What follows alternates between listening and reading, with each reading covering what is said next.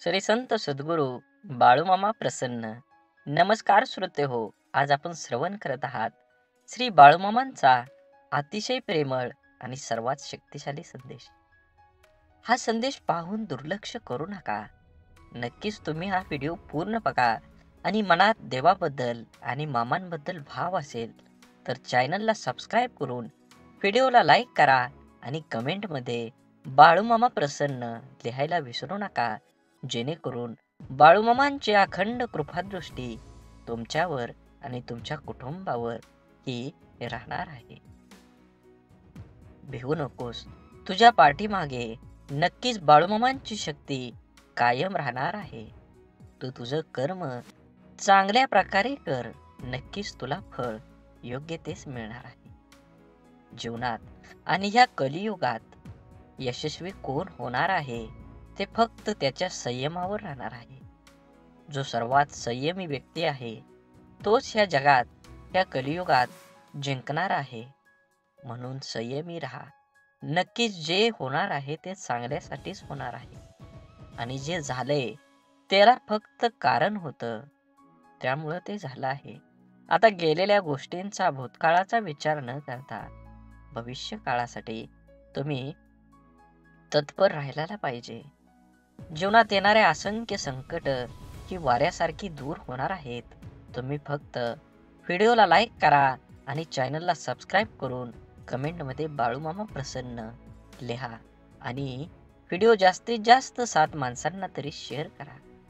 बाळूमामांची कृपादृष्टी तुमच्यावर अखंड राहणार आहे. म्हणून बाळूमामा म्हणतात, माणूस जेव्हा समाजात वावरायला लागतो तेव्हा त्यानं स्वतःचं एक विश्व ठरवलेलं असतं. जीवनाविषयी त्याचे स्वतःचे काही आराखडे, विचारही असतात. एक विचारधारा असते, काही भूमिका निश्चित असतात. स्वतःच्या मर्यादा ओळखून त्याला पुढं जावंच लागतं. जीवन जगत असताना जशा जशा अडचणी येत राहतात त्यावर योग्य तो पर्याय शोधून मार्ग काढावा लागतो. खरं तर अडचणी सोडवण्यासाठी काही सूत्र नसतात किंवा आयते साचेही नसतात. जगण्यातून येणाऱ्या अनुभवांचा उपयोग करून त्यावर मात करावीच लागते. आयुष्य जगत असताना संकट सांगून येत नसतात, ती अनपेक्षित दत्त म्हणून आपल्या समोर उभी राहत असतात.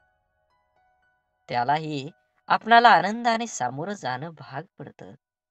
दररोजच्या अडचणी, संकट आहेतच म्हणून तर आयुष्याला अर्थ आहे, नाहीतर जगण्यात रस उरला असता का?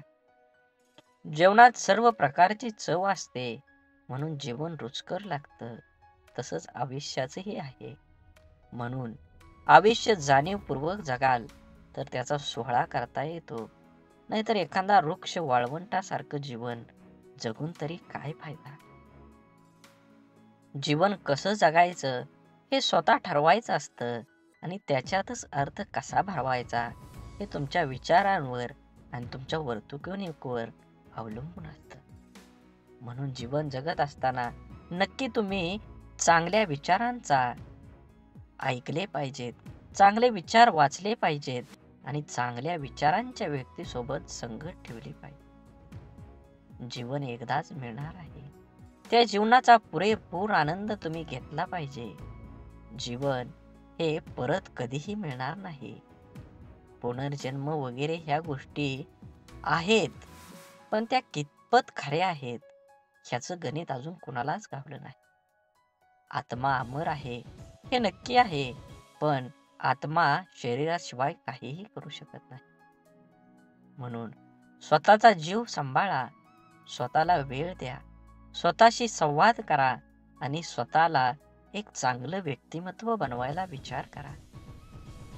जीवनात आपल्यामुळे कोणाला त्रास होत असेल तर तो टाळा आणि जीवन जगत असताना तुम्ही तुमचा आत्मविश्वास हा आपल्या व्यक्तिमत्वाचा कणा आहे.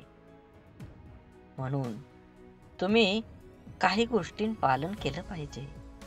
आत्मविश्वास म्हणजे स्वतःबद्दलचा विश्वास. एखादी गोष्ट मी करू शकतो हा विश्वास म्हणजेच आत्मविश्वास. आत्मविश्वास असणारी व्यक्ती जग जिंकू शकते.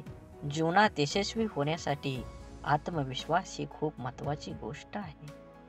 आत्मविश्वास मानसिकतेवर अवलंबून असतो. या अर्थाने तो मनाचा गुणधर्म आहे. कुठेतरी एक गोष्ट वाचली होती. एक ससा होता, खूप भित्रा होता. अंगावर पान पडलं तरी घाबरायचा. एकदा तो आपल्या भित्रेपणाला फार वैतागला. त्याने देवाची प्रार्थना केली व देवाला प्रसन्न करून घेतलं. देवाकडे वर मागितला की मला वाघ कर. देवाने त्याला वाघ केलं. वाघासारखं मोठं शरीर, तीक्ष्ण नखं त्याला मिळाली. इतर प्राणी त्याला घाबरू लागले, पण त्याची भीती काही जाईना. जरा काही झालं की काळी थर काप, मुळातच ससा भित्रा. वाघाचे कातडे पांघरले म्हणून काय वाघाचं काळीज येईल. परत त्याने देवाची प्रार्थना केली. देव आता म्हणाला, बाळ सशा, जोपर्यंत तुझे मन काळजी भित्रे आहे तोपर्यंत तू भित्राच राहणार. तू मन खंबीर कर, मानसिकता बदल, तरच तू शूर होणार आहे. आत्मविश्वासाचे पण असेच आहे. मन मजबूत नसेल तर साध्या संकटांनाही आत्मविश्वास डळमळू शकतो. बाहेरील कुठलाही उपाय त्याला मदत करू शकत नाही. त्यासाठी खंबीर व मजबूत मन हवा आहे. आत्मविश्वास म्हणजे स्वतःवर असलेला विश्वास. हा स्वतःमधील दैवताला पुढे आणतील असतो. त्यानंतर जगातील कुठलेच काम अवघड राहत नाही. तुमच्यातील आत्मविश्वास जागृत करा. तो तुम्हाला यशाच्या शिखरावर घेऊन जाईल. म्हणून जीवन जगत असताना नेहमी स्वतःचा विचार करा. ऐकावे जगाचे, पण करावे स्वतःच्या मनाचे. हे ब्रीदवाक्य तुम्ही लक्षात ठेवलं पाहिजे. जीवन खूप सुखी, समाधानी आणि साधं जीवन जगलं पाहिजे. पण जीवन जगत असताना काळजीपूर्वक आणि नक्कीच तुम्ही चालाकीनं वागलं पाहिजे. माणसाला आयुष्यात पुढं पडण्याची स्वतःच शोध घेणं गरजेचं असतं.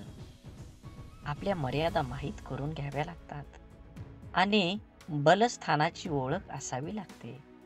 त्यानंतरच आपल्या आयुष्याची वाटचाल करावी लागते. ती वाट चालताना काही वेळेस समाजाने घालून दिलेल्या चौकटी पार कराव्या लागतात. वेळ प्रसंगी सामाजिक बंधनं झुगारावे लागतात. चौकटी मोडणाऱ्यांनाही समाजाकडून, व्यवस्थेकडून जाब विचारले जातात. जर एखाद्या व्यक्तीने सामाजिक भिंत ओलांडून आपलं आकाश शोधण्यासाठी भरारी घेतली तर पंख कापण्यासाठी अनेक हात पुढे येतात. अन्यायाविरुद्ध, शोषणाविरुद्ध आवाज उठवला तर बंद करण्याचे मार्ग शोधले जातात. पण आपला निर्धार कायम ठेवला पाहिजे. यासाठी इतिहास वाचवला पाहिजे. जे जे लोक महान झाले त्यांना अशा संकटांना सामोरं जावं लागलं. मग आपल्याही वाटेत येणाऱ्या प्रश्नांची उत्तरं शोधण्यासाठी विधायक विचारांच्या पंत्या हाती घेऊन पावला पावला पुरता प्रकाश पेरीत चालावं लागतं. जो योजनेने अन्न परिश्रमाने घडावा लागतो. आपल्याकडे शतकांचा उज्ज्वल इतिहास असेल तर त्यापासून आपण काय शिकलो? इतिहासाकडून काहीच न शिकणं हा आपल्या वर्तनातील विसंगती नाही का? माणूस म्हटलं की अनेक अडचणी, संकटांना तोंड देणं आलंच. जीवनात अनेक गुंते आहेत आणि ते असतातच. त्यांना टाळून कुणालाही पुढं नाही जाता येत, अथवा टाकून पळूनही नाही जाता येत.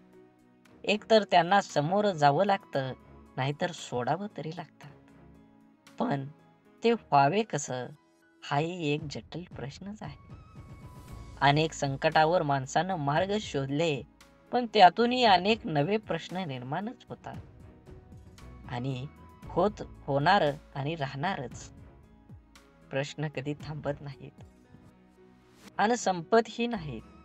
माणसांच्या आयुष्यातून प्रश्न वजा केले तर मागे काय उरेल, हाही सुद्धा एक प्रश्नच आहे, नाही का? म्हणून जीवनात जे आहे ते स्वीकारलं पाहिजे. जसं आहे तसं स्वीकारलं पाहिजे आणि जेवढं आहे तेवढं पर्याप्त आहे, म्हणजे तेवढंच गरजेपुरतं आहे, हे मानून जगलं की माणसाला समाधानी आणि सुखी जीवन जगता येतं. माणसाची अपेक्षा वाढली की माणसाला त्रास होतो आणि त्या त्रासाचं खापर आपण आपल्या मनावर आणि इतरांवर फोडत असतो त्याचा विचार करा. जीवन हे एक सरळ रेषेत असलं तरी धोकादायक असतं आणि वळण मार्ग असलं तरी धोकादायक असतं. जीवनात दोन्ही बाजू तुम्ही पार पाडल्या पाहिजेत. सरळ मार्गी माणसानं कधीतरी वळणं वापरलीच पाहिजेत, तरच तुम्हाला जन्मात या समाजात किंमत राहील. आज प्रत्येक जण चिंता, काळजी आणि भीतीच्या दडपणाखाली जगत आहे. नाही ते ओझं डोक्यावर घेऊन प्रत्येक जण वावरतो आहे. ते मुक्त हस्ते निसर्गानं दिलेलं आहे ते सोडून प्रत्येक गोष्ट पैशाने मोजत आहे. मग तो व्यायाम असो, पाणी असो, हवा असो किंवा आणखी काही. खरंच आपण सुखी आहोत, प्रगत आहोत? विकास कुणाचा, माणसाचा की भौतिक वस्तूंचा? हा विचार करण्यासारखा मुद्दा आहे. पीक म्हटलं की तण येणारच, गुलाब पाहिजे तर काटे टोचणारच.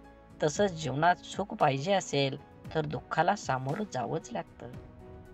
पण आपण मात्र आयुष्यभर दुःखच कवटाळून बसतो. जगणं अवघड झालं नाही, आपण करून घेतलंय. साधी राहणी, उच्च विचार हे फक्त सांगण्यापुरते उरले आहेत. आपल्या कुणालाच ते मान्य नाही किंवा आचरणात आणणं जवळजवळ शक्य होऊन गेलं. त्यासाठी तर आध्यात्मिक विचार, कीर्तन, भजन, संबोधन आणि लोककला, संगीत, खेळ आहेत. त्यातून कुठेतरी थोडी मुक्ती मिळेल. दररोजच्या या धावपळीत कुठंतरी आपणाला हे समजलं पाहिजे की धावून धावून कुठपर्यंत पळायचं. त्यातून दुसरं युद्ध सुद्धा एक जग आपल्या आसपास असतं. ते कळायला तरी हवं म्हणून ही परंपरा कित्येक वर्षापासून चालत आली आहे. पण ते आपण गंभीरपणे घेत नाही. शारीरिक सुखांपेक्षा जीवन जगण्याची मानसिक सुखाची गरज जास्त असते. हे ज्या दिवशी समजेल तेव्हा सुखी जीवनाचा खरा अर्थ समजेल. म्हणून हा व्हिडिओ शेवटपर्यंत बघितल्याबद्दल धन्यवाद. झाडे लावा, झाडे जगवा, माती वाचवा, पाणी वाचवा, सेव्ह अर्थ. आणि मनात देवाबद्दल आणि मामाबद्दल भाव असेल तर नक्कीच चॅनलला सबस्क्राईब करून व्हिडिओला लाईक करा आणि कमेंटमध्ये बाळू मामा प्रसन्न लिहायला विसरू नका. धन्यवाद.